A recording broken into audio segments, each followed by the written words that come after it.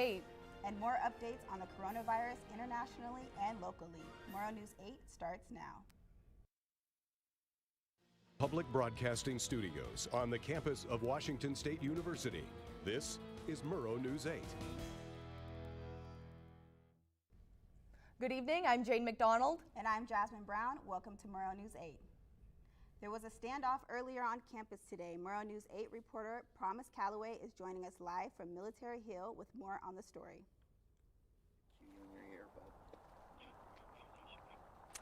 Hi guys, I'm here on Military Hill where a person surrendered after a 4-hour standoff with the police.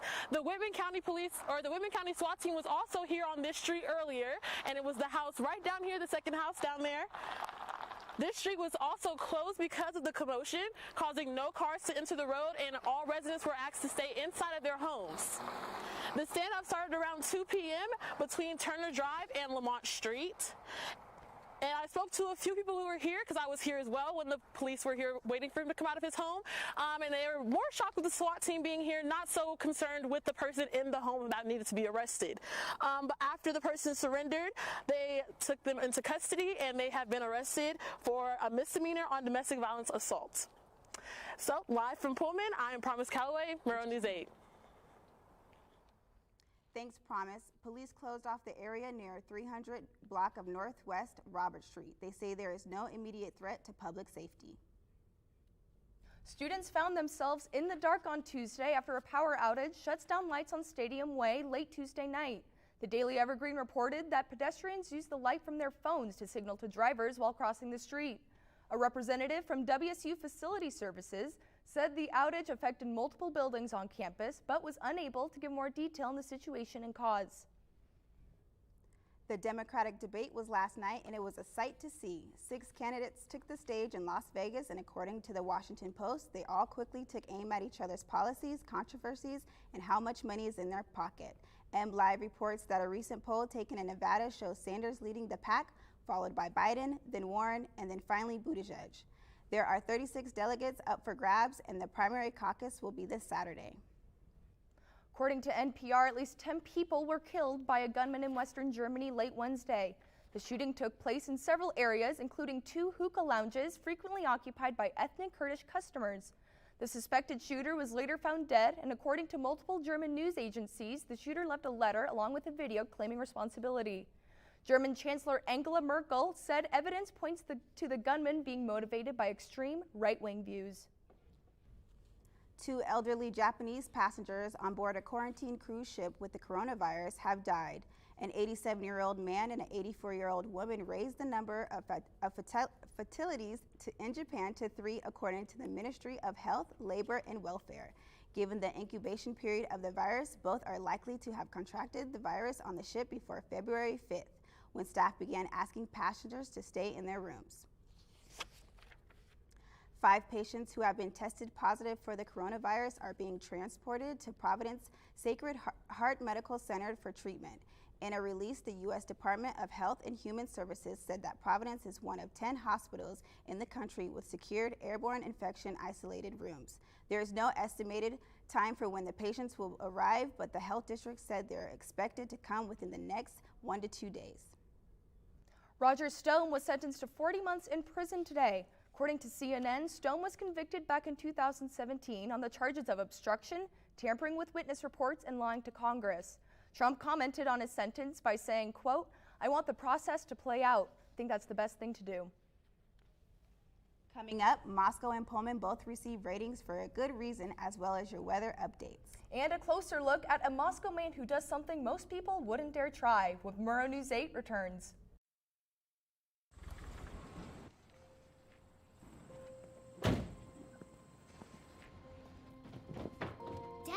They took over my bedroom. Come on, come on. Okay, Dad. 1, 2, 3.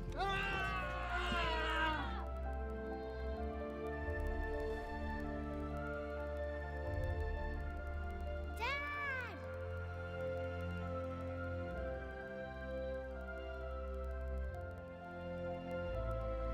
You saved me. Dad? Are you okay? I'm fine, dear.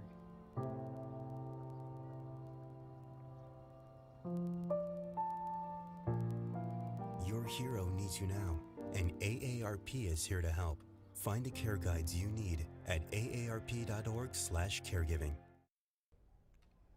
According to the Pullman Radio News, the Idaho Department of Environmental Quality announced they're awarding the city of Moscow a $4.3 million low-interest drinking water construction loan.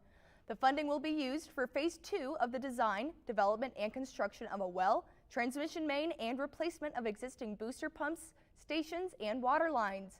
The loan from DEQ's State Revolving Loan Fund carries about 2% interest rate and is payable over a 20-year period. A Moscow man just got back from the Ellen show. Asher Lynde takes a closer look on stuntman and daredevil Brad Byers. Viewer discretion advised.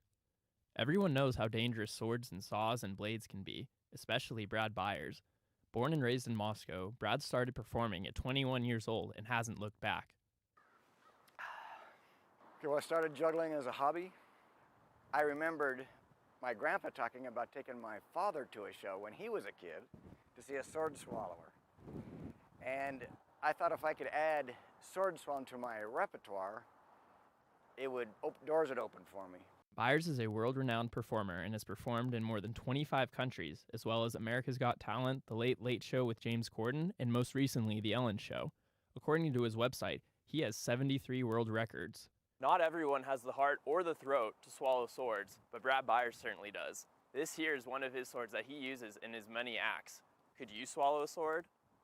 Byers has been performing for more than 40 years now and says although there are only a handful of sword swallowers around, people now look to him for advice and inspiration for acts and tricks. Yeah, sword swallowing is getting more popular. And I get up-and-coming sword swallowers trying to get advice. I have tricks that I invented, and people are copying me now, or trying to copy me. They a lot of times don't do it the same way. They do an easier, safer way than I do. But his wife Tracy is a doctor and provides medical experience to ensure nothing bad happens during a performance.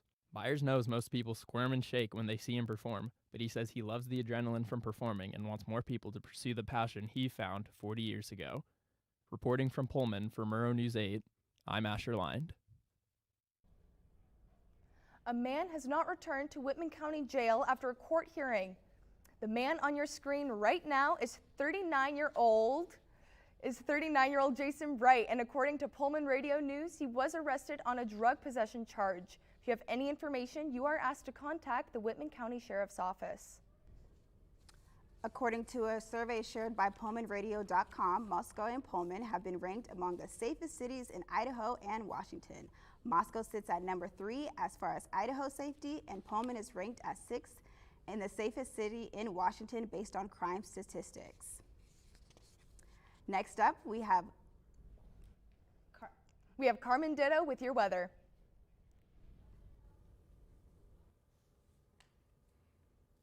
Thanks so much, guys. What a sunny week we have had here on the Palouse. And that sun did continue today. Look, today we've got a high of 42, low of 26. Full sun, not a cloud in the sky. That was fabulous. I know I loved it. Looking into tomorrow, though, the clouds will be coming back in. High of 48 and a low of 33. Not quite those freezing temperatures, so it's pretty great. Let's take a look at the statewide map. Up here on the west side, 53 in Seattle with a low of 33. Similar looking in Olympia.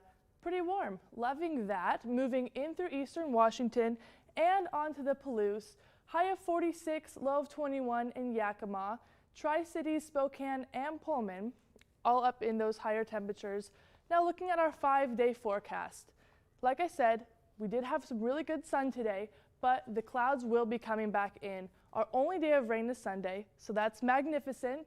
It'll be back a little bit cloudy at the start of the week, but the sun will be returning. That's all I've got for you. Back to you guys. Coming up in sports, a look at last night's basketball game along with a few other marquee games. And an NFL player busted with marijuana. Find out how much when Murrow News 8 returns.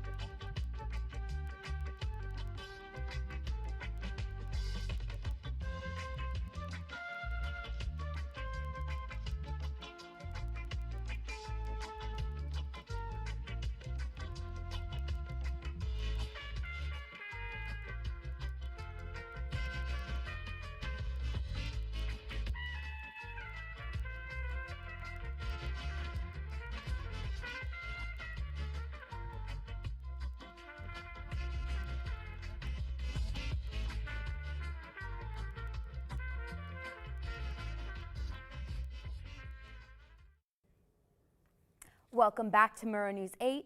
Unfortunately, the Cougs did not come out victorious last night against Cal. The final score was 66-57. The Cougs struggled to get good looks at the basket without their starting point guard Isaac Bonton. The Cougs fought to the last second with Tony Miller scoring 19 points and CJ Ellaby scoring 13 points, as they were the two leading scorers for WSU. Women's basketball is coming to an end as the final week at home starts tomorrow. The team will be wearing special 1979 throwback uniforms to honor National Girls and Women in Sports Day. Tip-off is at 7 p.m. against UCLA, and viewers can watch it on the Pac-12 network. According to Bleacher Report, former Cleveland Browns starting offensive tackle Greg Robinson has been arrested for allegedly having 157 pounds of marijuana in his car while he was at a Border Patrol checkpoint. Robinson and Quan Bray are facing up to 20 years in prison if they are convicted. Duke's basketball team lost last night against unranked North Carolina State. NC State beat Duke 88-66. NC State's Markel Johnson scored a career high of 28 points and scored his third half-court shot this season. Even though Duke could not make it out with a win, they are still ranked 6th in the nation. Back to you guys at the desk. Thanks, Lucy.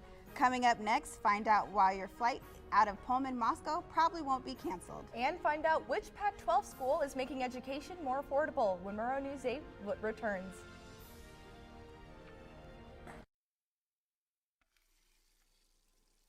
Let me tell you about the toughest guy on earth. He does the work of 2 jobs, but only gets paid for one. He's tough enough to feed the man that gave him a lifetime of nourishment. He has the crazy strength to lift the man that raised him up without even flinching. That's right. No employee of the month bonus check here. This guy, this warrior, will always be by his father's side, even if his dad will hardly remember. Good luck finding a gym to train for that. If this guy isn't the toughest guy on the planet, then I don't know who is. Caregiving is tougher than tough. Find the care guides you need at aarp.org/caregiving. The Pullman-Moscow Regional Airport is expected to see fewer canceled flights this year. The amount of flights canceled due to low visibility has decreased around 18% this winter. Executive Director Tony Bean said more flights can land despite the low visibility because of the new instrument landing system.